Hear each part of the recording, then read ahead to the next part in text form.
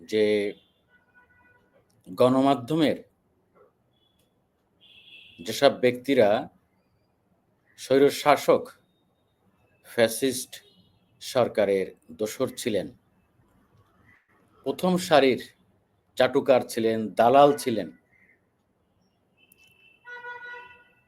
তদন্ত সাপেক্ষে তাদের বিরুদ্ধে দৃষ্টান্তমূলক শাস্তি হবে এবং এই শাস্তির ক্ষেত্রে, এই ব্যবস্থা গ্রহণের ক্ষেত্রে সাংবাদিক সমাজ সমর্থন দিবে। যারা বাংলাদেশে পেশাদার সাংবাদিক সমাজ গড়ে তুলতে চায়, পেশাদার সাংবাদিকতা গড়ে তুলতে চায়, সত্যিকারের সাংবাদিকতায় বিশ্বাস করে, রাজনীতি মুক্ত, দলবাজ মুক্ত, ধান্দাবাজ মুক্ত, তদবিরবাজ মুক্ত সাংবাদিকতা চায় জনস্বার্থে, গণস্বার্থে। কিন্তু খুবই আফসোসের বিষয়, আমরা দেখতে পাচ্ছি এবং বুঝতে পাচ্ছি এই অন্তর্বর্তীকালীন সরকার যখন দলবাজ ফ্যাসিস্টের দোসর সাংবাদিকদের বিরুদ্ধে ব্যবস্থা নেওয়ার উদ্যোগ নিয়েছে, তখনই ওই এক শ্রেণীর সুশীলরা ইনিয়ে বিনিয়ে তাদেরকে রক্ষা করার চেষ্টা করছে। ইতিমধ্যেই তারা অনেককে সেভ করার চেষ্টা করেছে, সেই চেষ্টা প্রমাণ আমাদের হাতে আছে। যারা প্রকাশ্যে শেখ হাসিনার দোসর ছিলেন, এই জুলাই আগস্টের গণহত্যাকে সমর্থন করেছিলেন, শেখ হাসিনার গণভবনে যেই 24 জন সাংবাদিক বক্তৃতা করেছিলেন, তাদের অনেককেই এখন রক্ষা করার জন্য এই আমাদের মধ্যে এক শ্রেণীর সাংবাদিকরা তারা উঠে পড়ে লেগেছে। ইভেন যখন সরকারের কোনো উপদেষ্টা, সরকারের কোনো দায়িত্বশীল ব্যক্তি এ বিষয়ে সিরিয়াস বক্তব্য দেন, যৌক্তিক বক্তব্য দেন, সেই বক্তব্য সংবাদ মাধ্যমে গুরুত্বের সঙ্গে প্রকাশ করা হচ্ছে না। গুরুত্বের সঙ্গে কি প্রকাশ করা হচ্ছেই না। যা একটা জ্বলন্ত প্রমাণ পাওয়া গেল বুধবার। জাতীয় প্রেস ক্লাব একটা সেমিনার ছিল এই সংক্রান্ত। সেখানে বক্তৃতা করেন প্রধান উপদেষ্টার প্রেস সচিব শফিকুল আলম। যমুনা টেলিভিশন সহ কয়েকটা মিডিয়াতে আমি দেখেছি, কিন্তু দুঃখের বিষয় কোনো অনলাইনে, মেন স্ট্রিম কাগজের অনলাইনে এটা গতকাল ছিল না, এ খবরটা ছিল না। উনি অনেক সাহসী বক্তব্য দিয়েছিলেন, অনেক যৌক্তিক বক্তব্য দিয়েছিলেন। আমি ভাবছিলাম দেখি অনলাইনে যখন দিল না পত্রিকাগুলো, দেখি প্রিন্ট ভার্সনে দেয় কিনা। আমি যে সকালবেলা দেখলাম, খুবই দুর্ভাগ্যের বিষয়, 2-1টি কাগজ এই সংবাদটি করেছে একেবারে ছোট করে, আপনি খুঁজে পাবেন না। শুধু খবরের কাগজ নামে একটি পত্রিকা নতুন বাজার এসেছে, সেই কাগজটি এই সংবাদটি ছেপেছে তাদের পিছনের পৃষ্ঠায়। ঠিক আছে, এই সংবাদটি ব্যাক পেজেরই খবর, কিন্তু এটা গুরুত্ব অনুধাবন করলে আমাদের উচিত ছিল এটা আরো গুরুত্ব দিয়ে প্রচার করা। আমি দর্শকদের কি হয়েছে সেমিনারে এবং সেখানে প্রধান উপদেষ্টার প্রেস সচিব কি কথাগুলো বলেছেন আমি একটু আপনাদের পড়ে শোনাই। আমি এই খবরের কাগজ থেকে কোট করছি। ফ্যাসিবাদ তৈরিতে সাংবাদিক ও গণমাধ্যমের কার কি ভূমিকা ছিল সেটা নিয়ে গবেষণা করার আহ্বান জানিয়েছেন প্রধান উপদেষ্টার প্রেস সচিব শফিকুল আলম।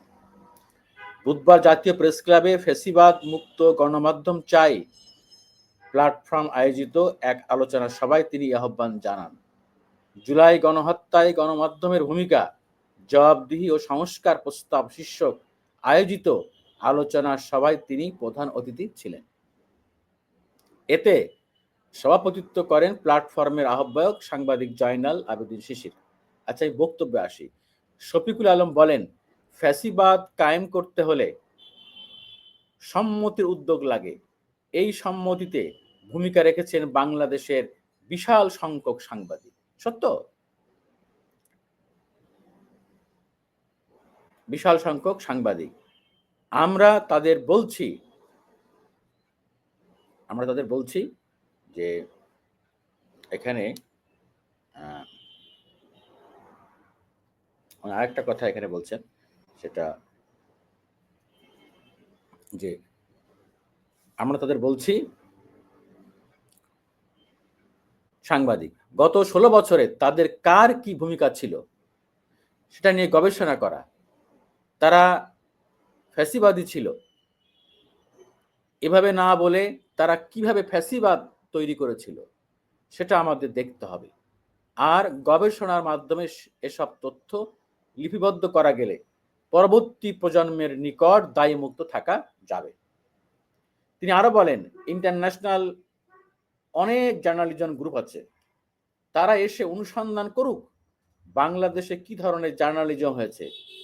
তোমরা রাইটসের অনেক কথা বলছো, ইদানিং প্রেস অ্যাক্রেডিটেশন নিয়ে অনেক কথা বলছো, কিন্তু গত 15 বছরে কি জার্নালিজম হয়েছে, গত 2 জুলাই থেকে আগস্ট পর্যন্ত যে জার্নালিজম হয়েছে, টিভিতে ছাত্রদের সন্ত্রাসী বলা হয়েছে, এগুলো তোমাদের দেখার দরকার আছে।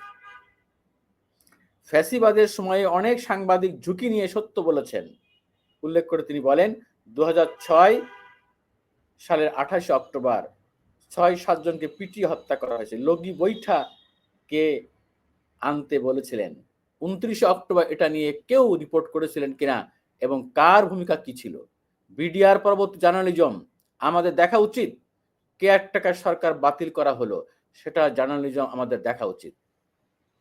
গুম হওয়া নিয়ে কয়টা পত্রিকা রিপোর্ট করেছে, কারা 2014, 18 এবং 24-এর নির্বাচনকে কিভাবে জাস্টিফাই করেছে। আন্তর্জাতিক অপরাধ ট্রাইব্যুনালে যে ফাঁসিগুলো দেওয়া হয়েছে সেগুলো নিয়েও আমাদের রিপোর্ট করা উচিত। এটা যে একটা দুর্বল কোর্ট তা নিয়ে কোনো পত্রিকা একটা কথাও লেখে নাই, ইত্যাদি। আমি আর পড়লাম না। দেখেন, আমি শফিকুল আলমের সব কথার সাথে একমত না হইতে পারি, ওনার অনেক বক্তব্যের সাথে একমত না হইতে পারি, কিন্তু বুধবার জাতীয় প্রেস ক্লাবে উনি এই বিষয়ে যা যা বলেছেন তার সঙ্গে শতভাগ একমত।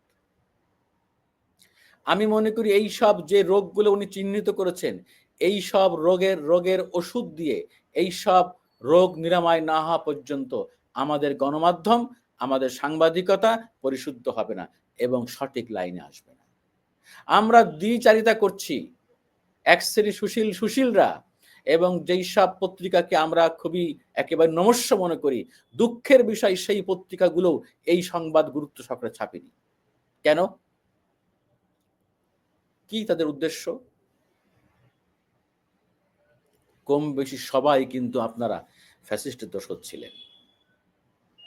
যাক, আমি বলতে চাই, যারা সাংবাদিকতাকে ডুবিয়ে দিয়েছে, আমাদের সাংবাদিক ভাইয়েরা যারা সাংবাদিকতা বাদ দিয়ে দলবাজি করেছে, ব্যক্তিত্ব সমৃদ্ধি করেছে, ব্যক্তিগত স্বার্থ উদ্ধারের জন্য অকাতরে দলবাজি করে গেছে, নির্লজ্জভাবে মিথ্যাচার করেছে, সত্য কথা বলেনি, দেশের স্বার্থে গণমানুষের পক্ষে, গণতন্ত্রের পক্ষে দাঁড়ায়নি, সরকারের যে সমস্ত অনিয়ম, দুর্নীতি, অনাচার, অন্যায় তার বিরুদ্ধে কথা বলেনি, লেখেনি।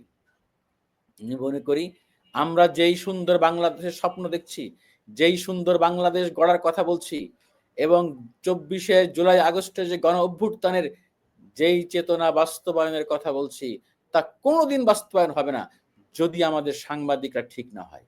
তার জন্য দরকার, যারা ফ্যাসিস্টের দোসর ছিলেন, আমি বলি না কাউকে ঢালাও ভাবে মামলা দেন, এই ঢালাও মামলার পক্ষে না, কোনো হত্যা মামলার পক্ষেও না। আমি মনে করি না কোনো সাংবাদিক হত্যার সঙ্গে জড়িত ছিলেন। তবে এই কথা সত্য, জুলাই আগস্টের যারা এই গণহত্যার উস্কানিদাতা ছিলেন, যে সাংবাদিকরা, তারা উস্কানিদাতা হিসাবে চিহ্নিত। এখন দেখি কি সেই সব ফ্যাসিস্টের দোসর সাংবাদিকরা তারা ডাবল স্ট্যাম্প নিয়ে অফিসে কাজ করছে, সমাজে ঘুরছে।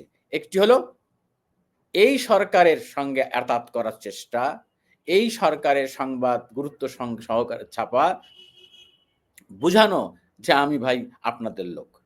আবার তলে তলে কিন্তু সে তার লাইন ঠিক রেখেছে। যখনই কোনো একটা খবর দেখতে পায়, বুঝতে পারে যে এই সরকার বিপাকে আছে, এই সরকার বড় ধরনের ক্রাইসিসে আছে, তখন তার মধ্যে এক ধরনের সুখবোধ তৈরি হয়। সে কিন্তু ওই খড়কুটো ধরে বাঁচার চেষ্টা করে। তখনই তার চেহারা তার কথাবার্তা কিন্তু চেঞ্জ হয়ে যায়, যে মনে হয় আবার শেখ হাসিনা ফিরে আসবে, আসলেই সে খুশি, আসলেই সে আবার শুরু করবে সেই দলবাজি সাংবাদিকতা। প্লিজ আমি শফিক ভাইকে বলবো, আমাদের মাননীয় প্রধান উপদেষ্টা প্রেস সচিবকে, আপনাদেরকে আরো শক্ত হতে হবে।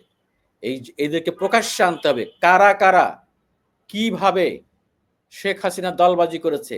ওই প্রধানমন্ত্রীর গণভবনে যে ওই সংবাদ সম্মেলনে নির্লজ্জভাবে সাংবাদিকতার পরিবর্তে অপসাংবাদিকতা করেছে, প্রশ্ন করার নামে প্রশংসা করেছে, প্রশ্ন করার নামে বিএনপির বিরুদ্ধে কথা বলেছে, প্রশ্ন করার নামে তারা ওই ভোট চোরের নির্বাচনকে তারা সমর্থন দিয়েছে।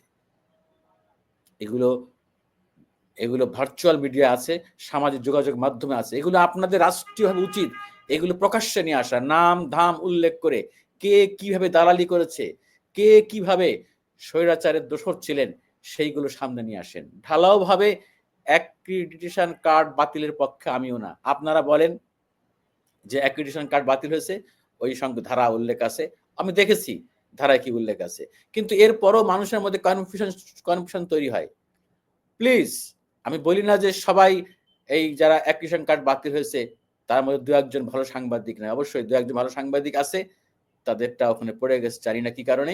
যাই হোক, এখানে মনে করি এই সুযোগে অনেক সাংবাদিক তার ব্যক্তিগত প্রতিহিংসাও বাস্তবায়ন করার চেষ্টা করবে, সেদিকেও আপনাদের খেয়াল রাখতে হবে। কিন্তু যেটা খুবই দরকার, যেই সব সাংবাদিকরা ফ্যাসিস্টের দোসর ছিলেন, সে বিষয়ে যাদের রিটেন লিখিত এবং ভার্চুয়ালি প্রমাণ আছে, সেগুলো সামনে নিয়ে আসেন।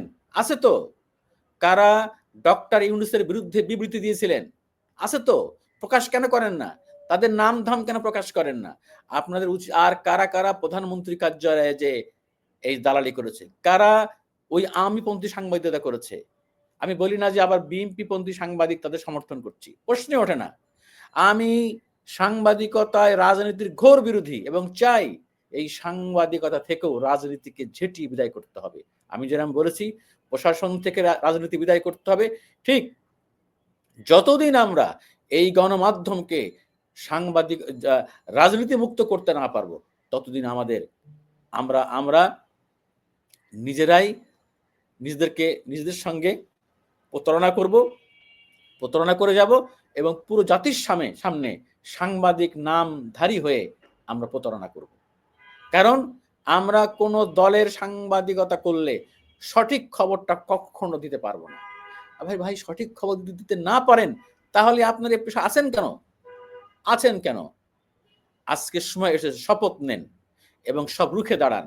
আসেন, যারা আমরা রাজনীতি মুক্ত পেশাদার সাংবাদিকতা চাই, আসেন আমরা ঐক্যবদ্ধ এক প্ল্যাটফর্মে আসেন এবং শক্তভাবে অবস্থান নিই দেশের স্বার্থে, সাংবাদিকতার মান বজায় রাখার স্বার্থে। আল্লাহ হাফেজ।